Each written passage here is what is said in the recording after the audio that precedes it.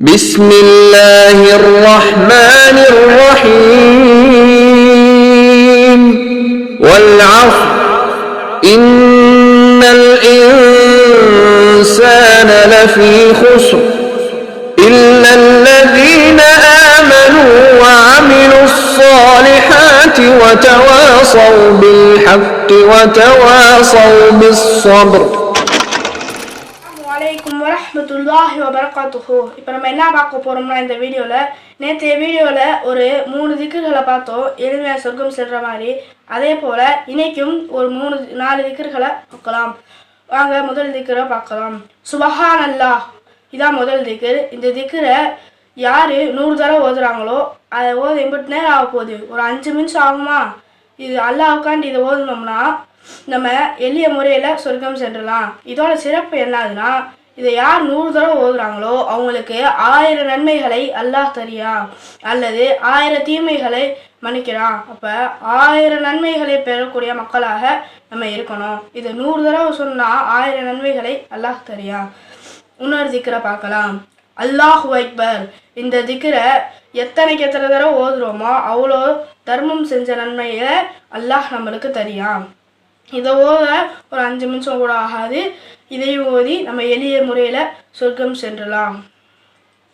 அதே போல் சுபஹான் அல்லாஹி வல்ஹம்துலில்லாஹி, இந்த ஒரு திக்ரை நம்ம ஓதுனோம்னா வானமும் பூமியும் இடையில இருக்க அந்த ஸ்பேஸ் இருக்குல்ல, அந்த இடத்தையே நிரப்பக்கூடிய அளவு நன்மைகளை அல்லாஹ் ரபில் ஆலமீன் நம்மளுக்கு தரியான். அப்போ இது ஒரு சின்ன வேர்டு. இதை சொன்னால் அல்லாஹ் ரபில் ஆலமீன் வானமுக்கும் பூமிக்கும் எவ்வளோ ஸ்பேஸ் இருக்குது, இடையில எவ்வளோ இடைவெளி இருக்குது, அவ்வளோ நன்மைகளை அல்லாஹ் ரபில் ஆலமீன் நம்மளுக்கு தரியான். அப்போ இதெல்லாம் பெறக்கூடிய மக்களாக நம்ம இருக்கணும். அதே போல் இன்னொரு திக்ரை பார்க்கலாம்.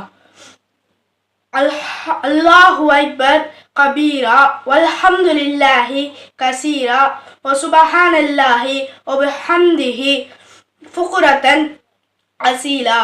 இந்த ஒரு திக்ரை ஓதுனோம்னா அல்லாஹ் ரப்பில் ஆலமீனோட அருளை நம்ம பெறலாம். அப்போ இந்த திக்ரை ஓதக்கூடிய மக்களாக நம்ம இருக்கணும். இப்போ நம்ம 4 திக்ர் பார்த்தோம்.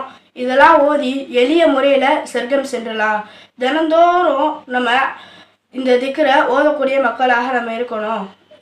இந்த திக்ரெல்லாம் ஓதி நேற்று ஒரு 3 திக்ர் பார்த்தோம், இன்னைக்கு ஒரு 4 திக்ர் பார்த்துருக்கோம். இன்ஷல்லா தினந்தோறும் இதே போல் திக்ர்களை பார்க்கலாம்.